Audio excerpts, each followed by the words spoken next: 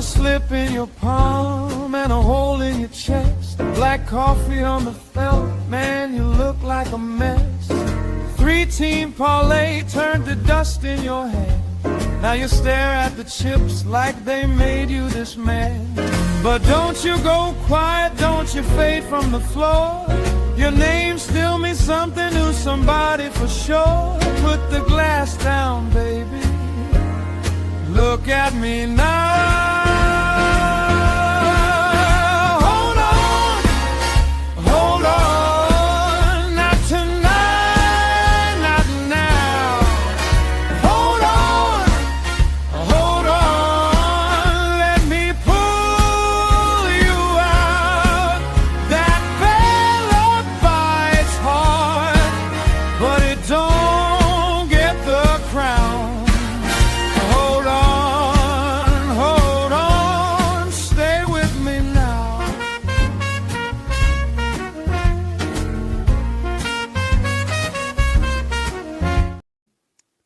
What's up, everybody? It's Toad back with you. Toadstool Sports. I'm back in my college football ensemble here, man. College football is beginning. It's week 0, that's what it's officially called, man. I don't know what to tell you. It's the week before week 1. Week -1. No. There's nothing else to call it, man. I'm going to talk about all 8 games in FBS here tomorrow. I'm going to give out a play on one of them. I've had one play each of the last couple of years in this week. I know the last 2 went 1-1 and probably should have gone 2-0, but whatever. This time it's probably not going to be one that you expect. It's going to be a little bit different, but I think it's the right side, so it's a side. I don't really do much with totals here in football really at all, though I think some of my total opinions in the NFL tonight were all I should just bet preseason, right? I think I said over in the Packers game. I'll have to go back and watch my show from this morning. I think I said under in the Seahawks-Chiefs. I'm right about all this shit. Unlike my actual plays. Yeah, isn't that awesome? McAdoo, what's up? Yes, this is football season. We do Friday night, Saturday night, kind of somewhere around midnight. I don't know. Roman Anthony's not playing. He's going to be in Worcester again tomorrow. That's the announcement. I don't think he's coming back in this series. The Red Sox have no offense. They're fucking fucked. I mean, I didn't think they were going to win this game anyway. Sandoval against Schlittler. But if you are locked in a 1-0 game with that pitching matchup, just fucking steal that game. You got to steal that game. It's such bullshit.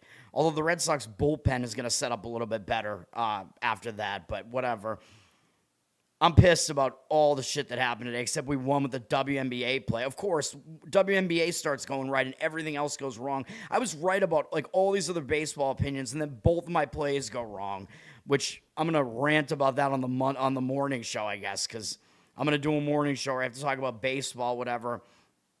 Clint is going to be back over here, so I got to figure out when he's actually coming here. I got to figure out if I'm going to be able to do Sunday morning. I don't know. I don't know what's going on here. Let's talk about football. I don't want the show to be that long. We have 8 games here. There's an ESPN doubleheader. The first game is, of course, as it always is, in Dublin, Ireland. And this time it is North Carolina and TCU playing in Dublin. I mean, I do have some opinions on this game, which I will talk about in a second. But I don't think either team is really used to playing in Dublin. I don't think either of these teams have really done the international stuff. Belichick, as a coach for North Carolina, is probably more used to doing that because he coached in the NFL, of course. And they did shit like that.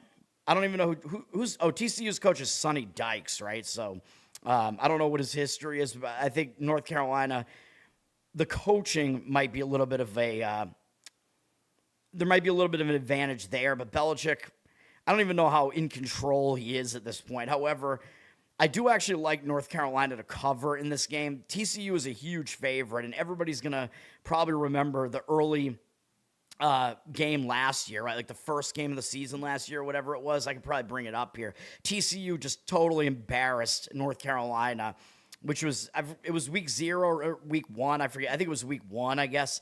I don't know. But it was a totally embarrassing 48-14 just destruction in North Carolina, by the way, by TCU. So I kind of have a feeling that North Carolina is going to remember that, and that might motivate them a little bit more here. I mean, I think North Carolina is going to be an ass team this year, though, so I don't really want to make this a play or anything, but if I was going to play this, I would take North Carolina plus the points here. The money seems to agree. The public is coming in on TCU. I mean, TCU was obviously the way better team last year, too, but TCU does not have their quarterback from last year anymore, Josh Hoover, who is now on Indiana, so they are losing him, and TCU's defense is nothing special, although North Carolina, I don't even know if they have anybody good on their roster, but TCU's, they opened a 6.5-point favorite or about a 7-point favorite, now they're all the way up to 8.5, 9, 73% of the tickets on them and only 69% of the cash. I would play North Carolina plus the points if I was going to play this one. Like I said, we do have some, we can look at the returning production. TCU does have about half of their defense coming back. Like their whole defensive line is coming back, but their defense is not really that good. Most of their offense is not coming back. And I'm sure they picked up some guys in the transfer portal, whatever, but TCU's quarterback is from Harvard, transfer from Harvard. This guy, Craig, I forget what his first name is. There's going to be growing pains there, man. So I expect TCU's offense to kind of struggle early here. I don't know how good that Harvard QB is really going to be. Probably not as good as Hoover, although Hoover is mistake prone, which I'll probably be talking about when we have to start talking about Indiana. North Carolina, though, I mean, they have basically complete turnover here, and they only have 5 returning starters, so they're in a complete rebuild mode, and it's year number 2 for Belichick, and the professionals will basically all tell you that the third year of a new coach is usually when the team takes a big step forward because that coach has been able to put his system in. The guys theoretically have bought into it. He's been able to recruit his guys that fit into that system. Although I think Belichick sucks, dude. I'm going to be honest. Like, I don't even think he was a good NFL coach. He failed literally everywhere that he went except the Patriots. So, I don't know, man. Maybe it had something to do with him having Tom Brady on his team, and you know, when he came in, he had the defense already built by the coaches that were there, by Parcells and whatever, the coaches that were there previously. Whatever, I'm ranting. So yes, I like North Carolina plus the points. I would also lean under in this game. The total is fairly low in the 40s. You know, it's college, so most of the total is going to be 40s, 50s. But yeah, this is a somewhat low total, 46.5. Not really on a key number or anything here. The money is slightly indicating towards the under, but I think that both offenses might take a little while to get going, right, with all this turnover, so I don't expect a lot of points in this game. I believe the last couple of Dublin games are both pretty low scoring, too, if I'm not mistaken, and the travel might kind of throw everybody off, you know, with the possible jet lag and having to adjust to the time zone and whatever. That could possibly throw off the momentum of the offenses as well. So I think under might even be the better way to play this rather than taking North Carolina plus the points, but I agree with both. And if it's going to be a lower scoring game, that I think is correlated to North Carolina covering as well, because it'll be easier for the dog to stay in the game. So those are my opinions on that game. We have NBC at 3 p.m. Eastern, San Jose State and number 14 ranked USC. USC is a massive favorite in this game. USC, good team, a lot of returning starters. They're in a power conference for sure in the Big Ten. They went up from 35.5 to 38.5 on the spread here, and it's also the highest total of the week because it's got to be a high total if you're expecting a team to win by almost 40. The total is 61.5. USC is a prolific offense, and they're returning a lot of guys from the offense. But it looks like they're public, 81% of the tickets on them and only 68% of the cash on them. So initially money drove the line up on USC, but now it looks like some money's coming back on San Jose State. And San Jose State is an in-state little brother at the very least. They're a smaller school in the same state in California, although I think San Jose State gets more up for like the Northern California teams, probably for like Stanford, which they actually might be able to compete with Stanford because Stanford's not very good. But San Jose State, they're going to show up. They're going to try, at least in this game. You know, I wouldn't want to lay the points, although what I will say is that there is a stat out there when you have 2 FBS teams going up against each other in the first game of the season, so week 0 or week 1, when the teams haven't played yet. That is the case here. These are both FBS teams. And one of the teams is favored by, I think it's like 30 or more points or something like that. The favorite actually covers at a like 67% rate or something like that. So that trend favors USC covering here. I don't think I would do it though. I mean, the back door is always going to be open. Like if USC just kind of starts packing it in early.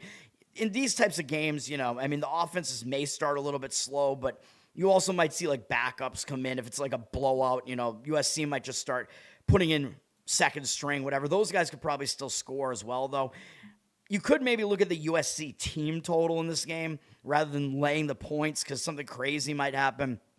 And if you just expect a ton of scoring, and the money is coming in on the over here, you could lay the team total with USC, but the team total's really, or play it. I mean, the team total's really high, though. Like, I think it's like, it's absurd. I think it's like in the high 40s, or it might be higher than that. So, I don't really see a great angle to really play this game.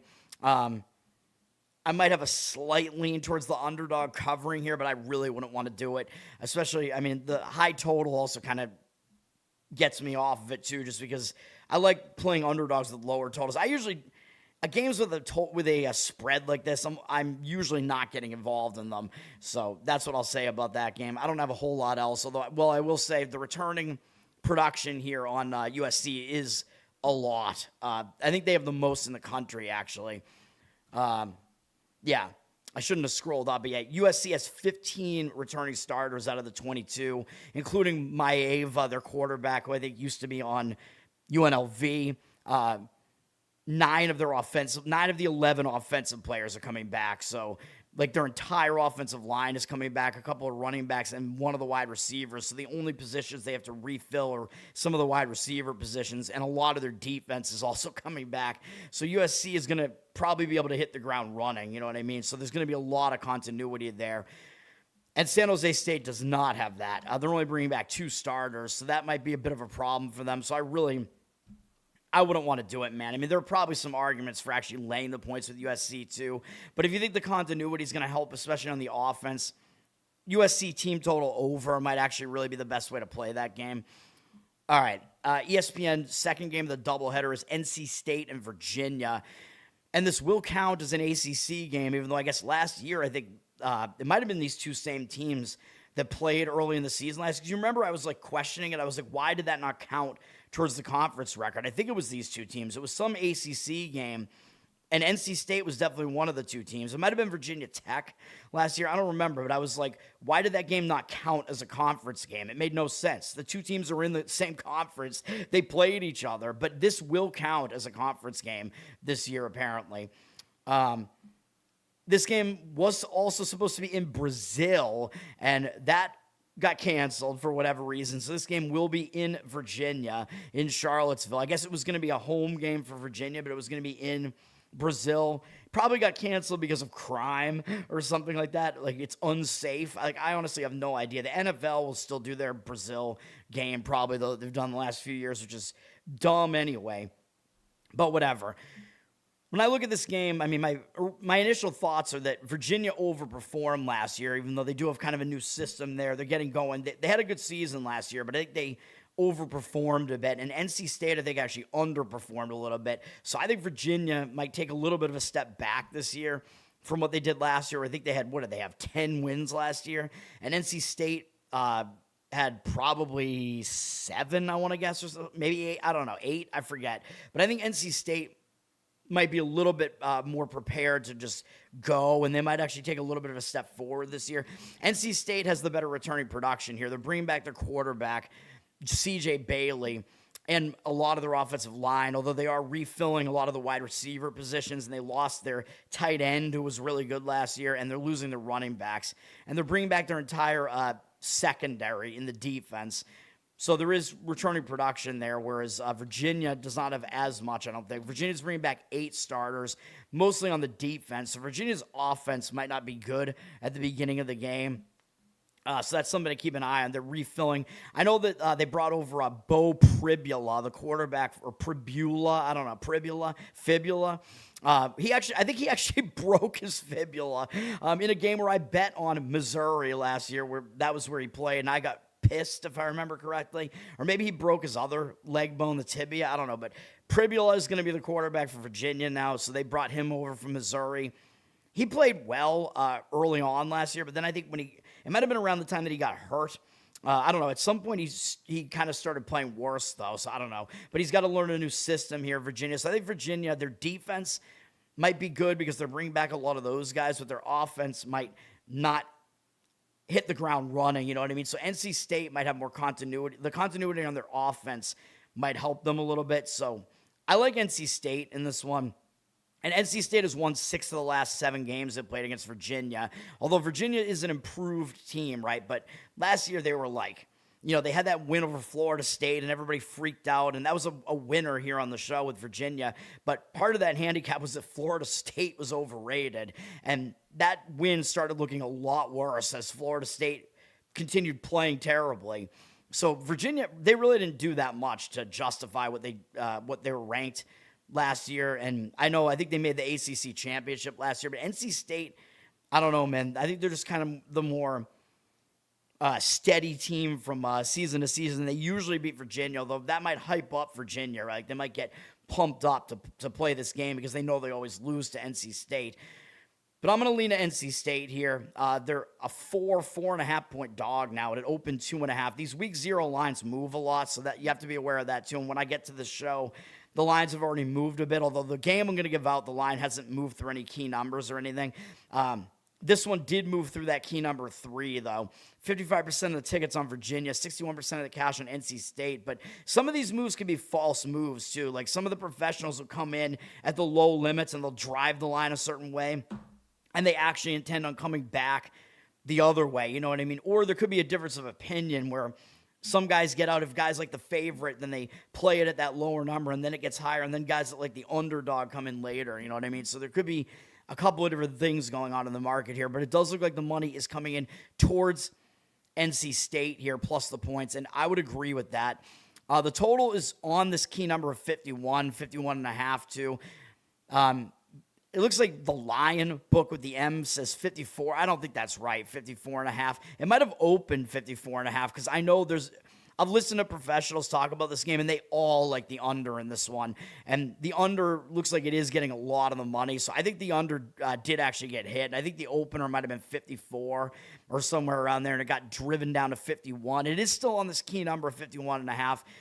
I don't disagree with the under here, and I did hear my man Marco D'Angelo talking about possibly taking the first half under in this game. Because if you think that it's going to be, these teams are going to be slow to start on their offense, especially Virginia, it might have more of an effect in the first half. And then once these teams kind of get going, the chemistry will be there more, and they might score more in the second half. So I agree with him. It does make sense. And I think there's probably a better number on it, which I think is why I think it was probably it might have been around 26 or something like that in the first half.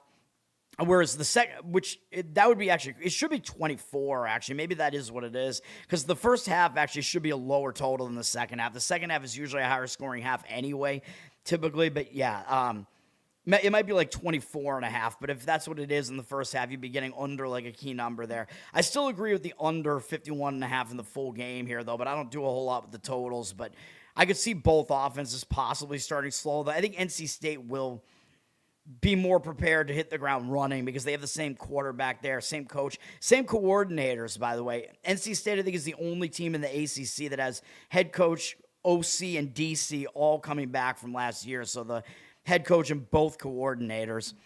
So there is continuity there. All right, Jacksonville State and North Dakota State on CBS Sports as we get into some of the evening games here. North Dakota State is new to FBS football. They've been an FCS powerhouse in the lower tier of Division I, and they're in the running to make the championship or to possibly win it every single year. And now they're up in the Mountain West, I think. They're up in FBS football now. Now the question is there going to be like a period where they have to adapt? You know what I mean? They have to adapt to FBS, but they're playing this game at home. They're playing in Fargo, so they're playing Jacksonville State here. Jacksonville State's not going to be used to playing in this stadium. So with these new teams that come in, even though there might be some growing pains here and they might be a little bit intimidated, they get to face an opponent that's in a weak conference, Jacksonville State here, even though they're one of the better teams in their conference. They're in the CUSA, I think is where they're at. So North Dakota State doesn't have to face like a big boy right away, and they're actually favored, and they get to play at home. So I think that will help them, whereas these teams that are not used to playing in the stadium might actually be at a disadvantage. So that's what I'll say. With these new teams, those teams might be at a bigger disadvantage when they're on the road because they're going to places that they're not familiar with, but they might have a bigger home advantage because the opponents coming in are not familiar with it. You know what I mean? So North Dakota State does have that advantage here. However, Jacksonville State, I believe they do have a decent amount of returning production. Let me see. They have 8 guys returning. Half their defense is coming back, and their quarterback is coming back, Caden Creel, although most of their offense is actually turning over, but they do have their same quarterback. So Jacksonville State does have a little bit of continuity. North Dakota State also bringing back 8 players, but it's primarily their defense and mostly their secondary. So they'll have some defensive continuity there for North Dakota State. Can they cover a 6.5-point favorite, though? The professional money seems to be saying no. This line actually dropped. It was 10 when it opened on North Dakota State. So I think if you wanted Jacksonville State, you kind of missed the boat here because this number's down to 6.5. You might be able to find a 7, which, of course, is a key number in football because it's a touchdown, but 10 is also a key number. And if you wanted Jacksonville State, you probably had to just jump on it and get the 10. Maybe you could justify playing a 7. Some of the books might have the 7 out there, and I probably do agree with the Jacksonville State side. That is where the money is. 66% of tickets on North Dakota State, 62% of the cash on Jacksonville State. Again, they have more like continuity, including on the offense with their quarterback back, so I think they're more prepared to kind of just hit the ground running, but it's a weird environment, right? They have to go to Fargo where they may have never even played before. So I think there is a bit of a home advantage there for North Dakota State. But it's a low total. It's in the 40s. So when it's a low total like that, I do like the underdogs more than I like the favorites with low totals. Because it's more likely the dog will be able to hang around, you know.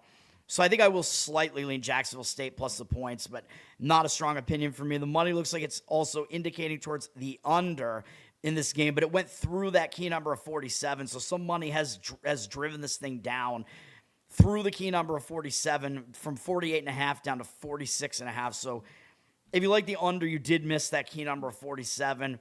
I see the arguments for it, right? Like both teams might have some offensive growing pains here, so that would be kind of the deal there. Don't have a whole lot else to say about that one. Next game up is actually my play, believe it or not. Dude, I didn't even think about it. Like, I was like, yes, this is going to be the only game that I actually want to play here. I thought I might have no plays. I thought I might skip it. And then I had totally forgotten. I'm like, well, wait a minute. I have the jersey and the hat for our dude, Noah Kaniga. He's still there. I just mentioned, when I looked at Eastern Michigan, I was just like, he's not listed in the returning production. That's because he wasn't a starter. You know what I mean? So he's there. I think he's still there on the team. Maybe he's going to be a starter this year. I don't know. But don't worry. Our boy is still there, man. And I think Eastern Michigan is going to take a step forward this year, and this is my play. So, yes, we're going to the MAC here, and we're going to lay 8.5 with Eastern Michigan here, although I think it's mostly like a 9.5 out there, but there shouldn't really be much of a difference there. As long as you don't have to lay 10 on this, you know what I mean? I would say still do it at 9.5. The number has been sitting somewhere between 8 and 9.5 all week, pretty much. So we did not miss out on any like key number here, like I said. So I like Eastern Michigan laying the points here, and I don't think the public is going to really want to get involved. And they don't consider either of these teams to be that good. Eastern Michigan has not made much noise recently, so why would they want to do that, right? 76% of tickets, 93% of the cash on Eastern Michigan, though. So the money is coming in on Eastern Michigan. I found this 8.5, by the way, at the F book that I usually tell them to F off because it's, you know what I'm talking about. It's the book that is also the merchandise store that a lot of times sells shoddy quality merchandise. You know what I mean? But yeah, I would still lay 9 or 9.5. Don't let it get to 10 though. It looks like some of these books are getting close to 10 here. Find the 9, 9.5. There is a 9 at the Lion book right now. Do it. Lay the number that's lower than 10. This number opened 8, like I said. The money's also coming in the over here, and the total is fairly high in the 50s. So I think that helps out as far as the favorite. You want to see like a higher total. usually like that helps out the favorite if more points are going to be scored. Easier chance for them to get to cover that number. And it looks like the money is coming in on the over in this one as well. But I like it. This is against Sacramento State, who are the newcomers to the MAC here, newcomers to FBS. I don't know how that's going to go, man. I mean, I can't believe they're in the MAC, to be honest. A team from California, they got to go play in Ypsilanti, Michigan here. Now, the travel is not going to be that difficult for them because going east is always easier. It's an evening game as well, so if their biological clock isn't in tune, it'll still be like an afternoon game, so it's not a problem for Sacramento State. It's still going to be an environment they're not familiar with, though. It's not going to be cold or anything like that. It's actually going to be hot. It's going to be like 80 degrees, but whatever. Sacramento State, I don't think they're going to be very good at all, and I think they're going to be growing pains, and they have to go on the road and play their first FBS game. While I think Eastern Michigan is actually going to improve this year, and they do have returning production, Eastern Michigan, as I was already showing. They have 9 returning starters, including their quarterback, Noah Kim, and a few of his offensive guys coming back. Some of the defensive guys coming back as well. Not a ton of returning production, but a decent amount, whereas Sacramento State is like full turnover mode here. They brought in a recruiting class, although it's only like the 80-something ranked recruiting class, but they're only bringing back a tight end on offense and nobody else, and their defense is almost entirely turning over too. They're only bringing back 4 returning starters, and the transfer class that's coming in, I don't know much about it, but it doesn't seem like it's going to be very good. There's a reason why Eastern Michigan is favored like this, and I don't think anybody's going to want to lay points like this with a team that they don't think is any good, where they think both these teams are basically crap, pretty much. People are not really going to be looking at this game, like the public's going to be betting, the NC State Virginia game, the North Carolina TCU game. Those are probably going to be the heaviest bet games here. And then maybe in the night game, Memphis, UNLV, maybe, but that's a late night game. I don't know. The primetime games actually are not very good games necessarily, especially not the Florida State one, but whatever. I like this. We're going to lay the points with Eastern Michigan, man. They have their quarterback back. I think they'll be able to get some offense going right out of the gate here, so let's do it. And I don't expect much from the newcomers here, Sacramento State, going on the road. Yeah, unfamiliar environment for them. And usually the first home game, the crowd usually gets a little bit crazy, right? So I think the home teams tend to have a little bit of an extra advantage for that reason too, just kind of in general, because the crowd gets, because it's a new season, so everybody's hopeful. So the crowd shows up. It's like it's homecoming, basically, whatever. So the crowd shows up for it. For that first home game, or maybe the official homecoming might be like the first non-week 0 home game, but whatever. ACC Network, and that game is only on ESPN Plus, by the way, although I do have that, so I'll be able to watch every one of these games tomorrow if I want to, because they're all in the sports package or on ESPN Plus, which I also have, so there you go. Hawaii and Stanford on the ACC Network here, which is the one of the 2 primetime games here. It's 2 bad teams, but it's kind of an interesting game. Stanford does have a new coach, which is Tavita Pritchard, who was the quarterback coach for Washington in the NFL, the Washington Redskins. So he's coming over. Andrew Luck is still running the program there at Stanford, former quarterback at Stanford, obviously. And my guy from the Colts, whose career in the NFL was cut way too short. We'll see, man. Stanford's going to have to put in a new program here, right, with their new coach. But they do actually have a decent amount of returning starters, a lot, actually. They have 12. So Stanford does have a new quarterback coming in, and I don't know much about him, but they're bringing back 7 guys on the defense and 5 guys on the offense. So they have 12 returning starters. I don't think they're necessarily a good team, but they will have some continuity here, bringing all those guys back, whereas Hawaii is only bringing back 7, although they are bringing back their quarterback, Alejado. And I guess Ashlock, this wide receiver they're bringing back, I guess is really good. And I guess it seemed like there was a question as to whether or not he was going to play in this game. I think it was him, and I guess he is. So the line kind of moved all over the place here. It was Stanford opened 3, then it was up to 5.5, then it got driven all the way back down to 3.5 or something. Now it's back up to 4. So this line has been bouncing all over the place, but I think the real money is on Stanford here. 63% of tickets, 75% of the cash on Stanford. You can lay a 4 pretty much with Stanford right now. That seems to be the common number across the board. I know it's not 3, and 3 is that key number, but I'd still lean towards laying it with Stanford here. Hawaii, they don't do well on the mainland, man. And like I just showed you, Stanford, they're considered to be the better team because they are favored by a little bit more than the home advantage they'll get here. They have more continuity because they're bringing back a bunch of guys. So they have a new coach, whereas Hawaii doesn't. But Hawaii, they are terrible when they come to the mainland. This is a crazy stat. I've heard multiple people put this out this week. Hawaii, they have not beaten a power conference team in a road game on the mainland, like in the contiguous 48 states, since 1992, when they beat Oregon in like one of the early games of the season. 92. That's so 34 years? Is that what that is? Did I do that math right? Hawaii has not beaten a power conference team in a road game on the mainland since 1992. Now, of course, they could cover and not win here, but you got to think if Stanford's winning this game, they're probably covering. Like the situation where they wouldn't, of course, would be like, oh yeah, if Stanford wins by 3, it's a possibility, but if Stanford's going to win, they're probably covering this. Now, I believe Stanford did lose to Hawaii last year in the first week here, or week 0. That game was in Hawaii, though, obviously, based on the stat that I just put out there. But that's a crazy stat. Hawaii is just not a good team on the mainland, man. They really struggle. Though lucky for them, they're not in a power conference. They're in the they're still in the Mountain West, I think, right? So they can beat some of those teams and have on the mainland. But Stanford's an ACC team, man. Although you could make the argument, well, Stanford's one of the worst teams in the ACC, and the ACC is one of the worst power conferences. I know that's true, but it's still a trend that Hawaii does not do well in these types of environments. Yes, Hawaii beat them 23-20 in week 0 last year in Hawaii. I don't think that's going to happen again. I like Stanford in this one. I agree with the professionals in this one. I would only lay it with Stanford here. And the money is also coming in on the over for whatever that's worth in that game. The total in the high 40s in that one, which is, I think, good enough to play like kind of a small-ish favorite like that if you really wanted to do it.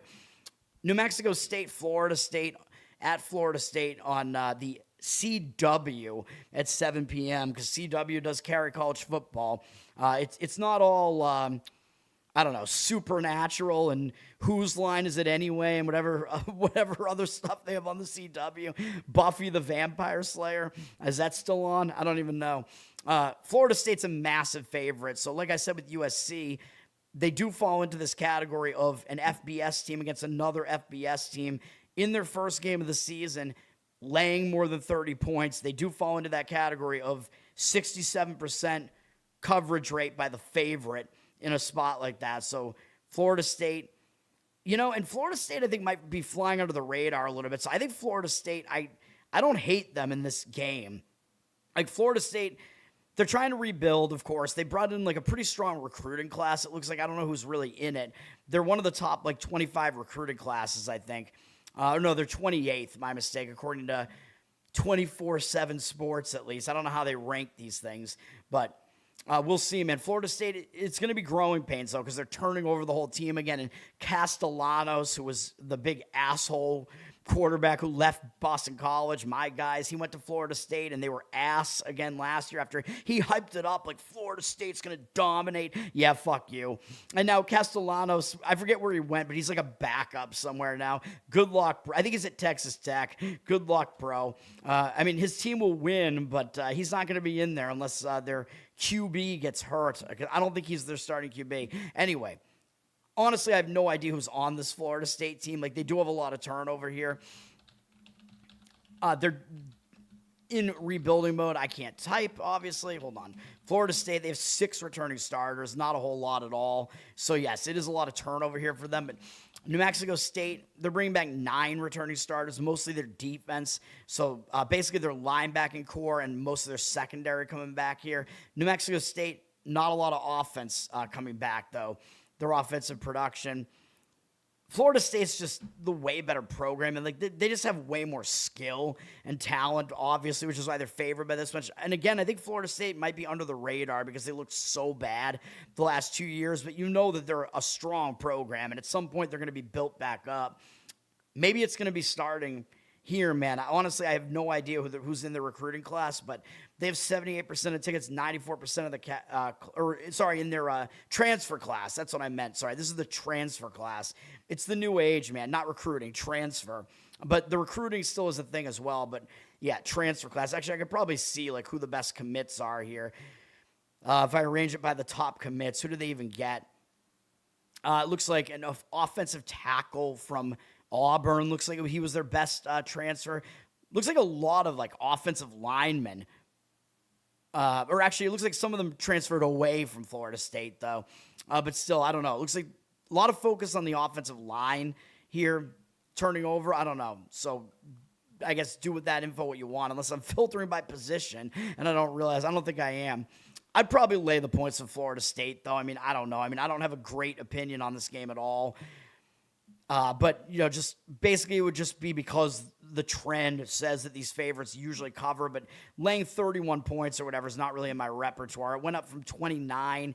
31 is a key number in football to some degree, so if you're going to lay the points, I would try to find the 31. It looks like it might only be available in like the Vegas books right now, though. It looks like pretty much all the online shops have 31.5, so it is above that key number, and the total in this game is not really that high at 53.5. I mean, I don't know. I mean, I really have not a whole lot on this game. But yeah, Florida State, obviously I expect them to win. I mean, I would probably lean more towards them covering than not, but it's probably my weakest opinion out of all these games.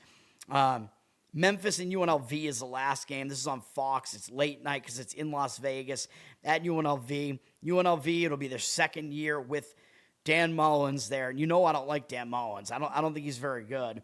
And you guys have said otherwise in the chat, but you know, I was a UNLV naysayer last year. They did well in the Mountain West, but again, they didn't win it. They couldn't get over the Boise State hump. But now that Boise State's in the Pac-12, UNLV has the best odds to win the Mountain West this year. I'm not convinced that they will, although the second best odds are North Dakota State, and I don't see them coming in and doing it in their first season, which is why I think I said I like New Mexico in that conference for value. UNLV's got 7 returning starters. They're not returning their quarterback. Now, there's going to be some turnover here with UNLV, and they're saying they're going to play 2 quarterbacks in this game. And I don't know if that's just to throw off Memphis here and so that Memphis doesn't know which quarterback they have to face. They have to prepare for both of them. But if you can't decide on a starting quarterback, that's not a good thing, man. There's like no continuity there. It's jarring to switch from quarterback to quarterback. So I honestly have no idea what UNLV is doing. I don't know if I love that. Whereas Memphis, they do not have a lot of returning starters. They literally only have 1. But that's because basically their team is going to be Southern Miss from last year. So Memphis is basically just a complete regime change here. Not a regime change like the U.S. military carries out, but Charlie Huff, coach from Southern Miss, it's going to be his 3rd program in 3 years because he was at Marshall. Then he took that Marshall program, moved all those guys, went with a bunch of his guys over to Southern Miss. They did all right last year as well. Both those programs did well. And now he's moving up to Memphis, so he's all over the place. But he's bringing a lot of his guys with him, so there will be continuity here, even though Memphis doesn't have any returning starters. But the coach with a bunch of his players are still going to be here. It's just they're going from Southern Miss to Memphis. So I think that that's not a bad thing, except Memphis has not decided on a quarterback yet, although they're not doing what UNLV is doing, and they're not saying we're going to play 2 quarterbacks. Memphis is just not deciding on a quarterback yet. But what I think is going on is that I think Memphis internally, probably they know who the starting quarterback is going to be, but they want to force UNLV to have to prepare for both QBs. So as far as Memphis, I don't know what their depth chart is going to look like right now, but I know they have a more experienced quarterback and a less experienced quarterback that I think might take over at some point. I forget who's who, but let me see. So the less experienced guy that might take over, I think, is Air Noland, which is a ridiculous name for a quarterback. Air, like, is that really his name? Did his parents like name him that at birth? Like, you were definitely going to be a quarterback, Air. Or maybe they thought he was going to be the next Michael Jordan. I don't know. Ridiculous name. And I think the quarterback that is probably going to be the one that actually starts is Marcus Stokes. I'm pretty sure that's who it is because he's a junior. He's got the most experience out of all the quarterbacks they have on the roster. So it's between those two guys. I think it'll be Stokes. That would be my guess. But they're forcing UNLV to prepare for both, I guess. I don't have a great opinion on this. It's going to be a weird travel spot for UNLV, having to go play out west, but at least for them, they could travel, or for Memphis, but at least they can travel out there early, you know what I mean? Because, these East Coast teams going out west for a late night game, having to adjust their biological clock, I don't love that, really. And the money is coming in on UNLV here. They've gone up from that key number 3, although it was with juice, up to 4.5 here. It's a high total, by the way, 56.5. So there's expected to be some offense in this game. And I think a lot of that is because UNLV's defense is putrid. Like, their defense was bad last year. They're turning over a lot of it this year, but I don't really think UNLV's defense is going to be good all of a sudden. So Memphis should be able to score some here. But I don't know, man, with so much, like, all these question marks that these teams have on offense, I don't really love the over here. But it looks like the money actually drove the line down initially from 58.5 down to 56.5. Now it looks like money might kind of be coming in on the over, but it looks like a public over. But the better market read looks like it's laying it with UNLV. 50-50 on the ticket, 61% of the cash on UNLV. I've heard some professional opinions on the other side of this on Memphis. I'm not going to be doing anything with this game, but I think the guys that like Memphis are basically saying, well, UNLV, like, their inability to even figure out who their quarterback is, like, that's going to be a problem. And Memphis should have more continuity with Huff there, just bringing his guys over. And I kind of agree with that. I don't really love the location. Like, Memphis going out to Las Vegas to have to play this game and maybe adjust their bio clocks here. I just don't really love it. So, and the money seems to disagree with it. So I think I would slightly lean Memphis here, but I don't love it whatsoever. And that's it, man. That's the week 0 show. At least it was somewhat short here. I'm giving out one play. We'll start football, hopefully with a win here. Laying the points with Noah Kaniga, man. Eastern Michigan. Like I said, it's not my bias. Like, I don't even think I played Eastern Michigan at all last year. I don't know if I did. But I think it's the right play to make here. And when I was thinking about it and putting that in as my play, I had totally forgotten that, it's our dude's team, man. So I had to do it. I wore this stuff last year for the beginning of college football. Let's do it again, man. Eastern Michigan minus the points is the play. 8.5, 9, 9.5. Just make sure you lay a number that's not 10. You know what I mean? But if it goes off 10, that means you got a good number if you laid less than 10 on it. And it seems like the money is driving that number up, and that's not a game that the public is going to get involved in. So I think you do have to kind of just play it, right? Like, the professional money is going to probably move that line, and it seems like the professionals are on the favorite, which, is the side that I'm on as well here. I'm not a professional, man. That's going to do it. Learn to Toad, Twitter, Learn to Toad on Instagram. Like, subscribe to the channel here, and you'll get notified when I go live. I got to come back and do the morning show, which is going to annoy the hell out of me. We're on audio, Apple, Spotify, Spreaker. Go check that out there. Covered in You, because my ukulele channel on YouTube. Patreon.com/LearnToToad if you want to support me over there.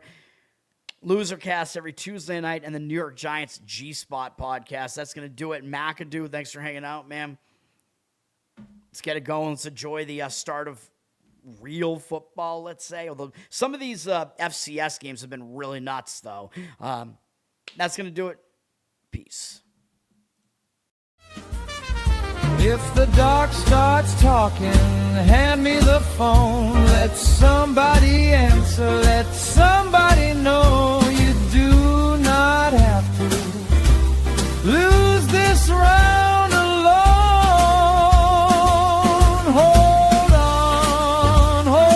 on, not tonight, not now.